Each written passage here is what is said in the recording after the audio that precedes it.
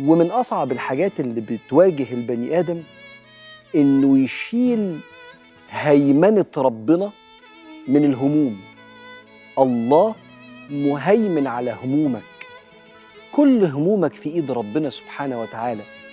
لو نجح الشيطان إنه يرميك في معركة الحياة لوحدك من غير ربنا في قلبك يعني، وإحساسك بتدبير ربنا لحالك، هموم الحياة هتاكل السلام النفسي.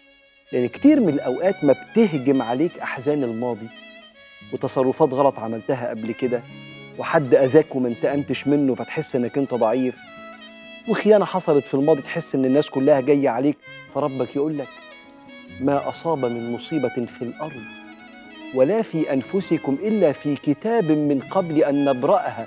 ده في السيناريو بتاع حياتك، في القدر، ده من عندي من فوق. ده بجد يا رب من عندك يعني، ده في قصتي؟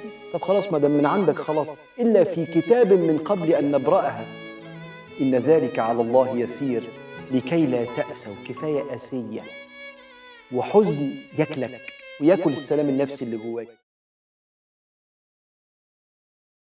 اللهم صل وسلم وبارك على سيدنا محمد. ازيكم عاملين ايه؟ اهلا وسهلا بيكم في قناتي. اللي لسه ما اشتركش يشترك ويفعل الجرس عشان يوصله كل جديد. والناس المشتركه اول ما تفتح الفيديو تعمل لايك، لان اللايك هو اللي بيدعم القناه وبيوصلها لاكبر عدد من الناس اللي هي حتى مش مشتركه في القناه. لما انتوا بتعملوا اللايك اليوتيوب بيقترح الفيديوهات فبينزلها الناس غريبة فبيخشوا يشوفوا القناة. فلو سمحتوا اول ما تفتحوا الفيديو يعملوا لايك، عشان اللايك ما تستخسروش اللايك فيا يعني. النهارده بقى نعمل سمك كده بطريقة حلوة وسهلة وبسيطة وتغيير عن المقلي والمشوي. وممكن يتعمل بالسمك البوري، بالسمك البلطي، بالسمك الماكريل، بأي نوع سمك ممكن تعملوه وهتطلع النتيجة حلوة جدا. ولو عندكم ضيوف اعملوا صينية السمك دي تفتح النفس بالشكل قبل الأكل. جربوها بالطريقة دي حلوة قوي. في ناس بتعمله بالكرفس، انا لا بعمله بالبقدونس. النهارده جبت بصل وجبت طماطم وجبت بقدونس قطعتهم، وبعدين جيت في الكبة كده حطيت حتة بقدونس وحتة توم وحطيت فلفل وحطيت ليمون وكمون وملح وبابريكا، وبدات اللي انا اضربهم كده ضرب زي ما شفتوا ضرب جامد. هبتدي بقى هنا احط قطعت جبت بطاطستين كده حلوين قطعتهم بس شرايح ما تكونش تخينه، شرايح رفيعه. وبدات ان انا انزل بالبصل والطماطم والفلفل والبقدونس ومعلقه توم كده صغيره.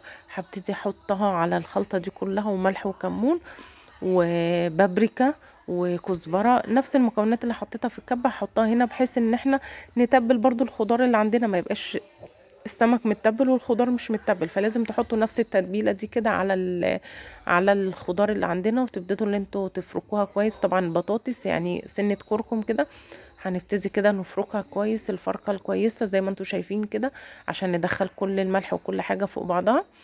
وهجيب بعد كده السمك بتاعي واقطعه كده بالنص.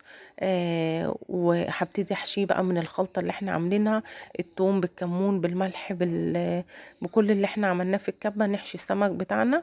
بصوا السمك انا النهارده هقطعها على نصين بس، مش هقطعها على جزء، نصين بس مش اكتر.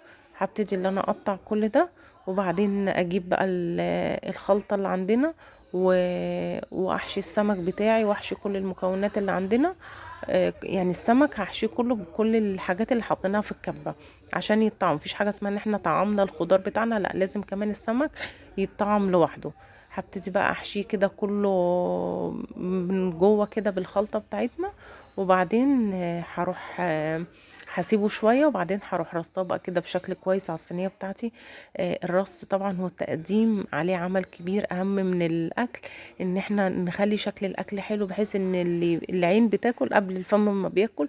فاحسن حاجة ان احنا لازم نخلي شكل الاكل بتاعنا كويس، لان ده برضو من ضمن الحاجات اللي بتفتح النفس. هبتدي بقى كده افتح، بصوا السمك بتاعي زي الفل، غسلاه من جوه ومنضفاه كله. هبتدي بقى احط التتبيله كده عليه من جوه ومن بره، وباقي التتبيله اللي هتتبقى هحط فيها شويه ميه كده واحطها في الصينيه بتاعتي. وبعدين هنشوفه دلوقتي هنقدم السمك ازاي. وهنعمل جنبه النهارده رز بشبت. الرز بالشبت ده خفيف جدا، احسن بكتير. حاجه جديده عن الرز ابو بصله. بصوا التقديم بقى، انا بدات ان انا رصيت السمك كده فوق البطاطس زي ما انتم شايفين، وقطعت كده طماطمايه وحطيتها كده للديكور، وحاطه رشه شبت كده عليه، او لو في بقدونس عادي اي حاجه، بس برضو الشبت بيبقى حلو جدا مع مع السمك. هبتدي كده اقطع الرش الشبت ده اللي عندي كده، واحطه عليه كله، وبعدين هولع عليه البوتاجاز شويه من فوق، وبعدين ادخله الفرن.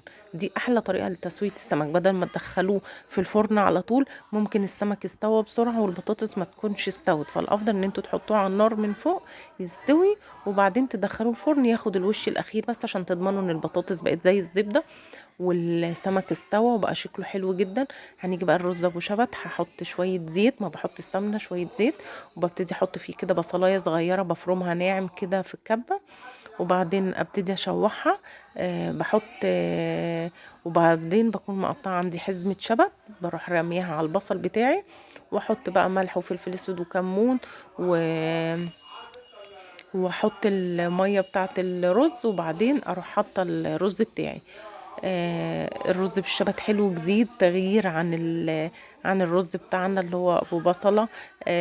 خفيف قوي الرز ده، خفيف، ممكن تعملوه جنب اي نوع سمك زي ما قلت لكم، مش شرط السمك البوري بس، لا ممكن يتعمل جنب اي نوع سمك تاني.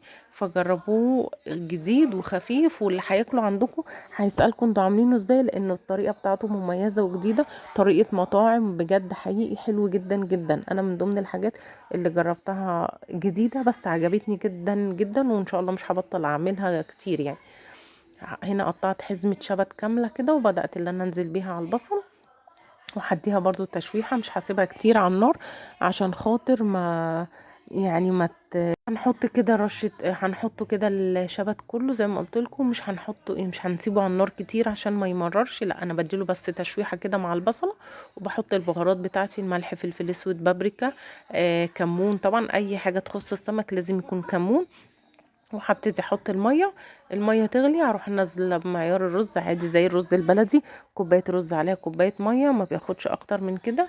هبتدي ان انا احط الرز يتشرب، بعد ما احط الرز بعد ما الميه تغلي احط الرز هيتشرب، هروح موطيه عليه خالص واسويه نفس سوى الرز كده، ونيجي لما نقدمه بقى نقدمه كده بتقديم شيك كده. بعد ما احط بولة الرز اروح رش على الوش كده شويه شبت كده صغيرين، بيدي شكل شيك وفي التقديم، وبيطلع لونه كده مختلف، لونه جديد، الناس هتقول ايه ده عاملينه بايه بالظبط، بس هو طعمه حلو جدا يعني، جربوه مش هتندموا لو جربتوه كده. هنا بعد ما حطيت بقى كل البهارات زي ما قلت لكم، هبتدي بقى اشوح كل ده مع الشبت والبصل بتاعي، ومش هسيبه زي ما قلت لكم ان هو ياخد تحمير كتير عشان ما يمررش مني، لا انا اول ما كده ما يغير كده تطلع ريحة البصل والبهارات والشبت، هروح نازله بالميه بتاعتي، المعيار من الرز هو معيار الميه، واسيب الميه تغلي، وبعدين اروح نازله بالرز عليها، بحيث ان هو يستوى بقى السوى العادي كده. ودلوقتي بقى هنروح نرجع للسمك تاني. بصوا السمك انا حطاه على النار جنبيه، لسه ما دخلتوش الفرن يستوى سوا كامل، البطاطس تستوى سوا كامل كده من فوق الوش، هيبقى ناقص بس ان السمك ياخد لون. هخليه هخليه ياخد لون في الفرن بس من تحت، مش هولع الشوايه، لا بتولعوا الفرن عادي وبياخد لون، لكن طول ما هو فوق انا بسيبه يستوي، بحط له نص كوبايه ميه بس، دي اهم حاجه صح، عشان خاطر البطاطس بتاعتنا تستوي. البطاطس لو حطيتوها كده مش هتستوي، فلازم تحطوا نص كوبايه ميه عشان البطاطس بتاعتكم تستوي. هنا بقى ده شكل السمك بتاعنا اهو، بصوا انا حاطاه على النار، شكله كان حلو جدا جدا، وطعمه وريحته كانت قلبة الدنيا. وانا كان نفسي ان انا اوريكم الاكل بعد ما خلاص الرز والسمك وكده، بس المقطع ده ما لحقتش اصوره، فاتمنى يكون الفيديو عجبكم، ما تنسونيش في اللايك، واستنوا الفيديو الجاي، مع السلامة.